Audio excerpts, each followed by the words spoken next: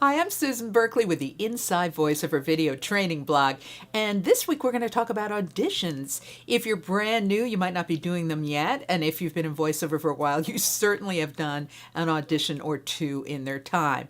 So here's what I notice with people that are just starting out their career. They might go on one of the pay-to-play services or, be auditioning a lot and not booking anything, and then they get all nervous and they get all upset and they get all down. Well, here's the deal. Auditions are one thing that we do to get voiceover work, but they should not be the only thing. When I work with my students in my mentor programs and in our Mic to Money training programs, we have a whole host of things we tell you to do to get work. Auditions are only one thing.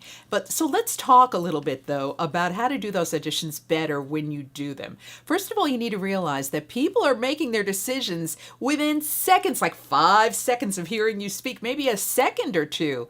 The second thing you need to realize is that lots of other people are auditioning too. So they're probably going to pick one of the first few people that they listen to. And this isn't like Star Search where, thumbs up and thumbs down. It's a quick decision somebody's making for reasons we have no control over. So when you go to audition, the number one thing you should do is ask yourself, do I sound real? Or do I sound like an announcer all fake and phony and put on?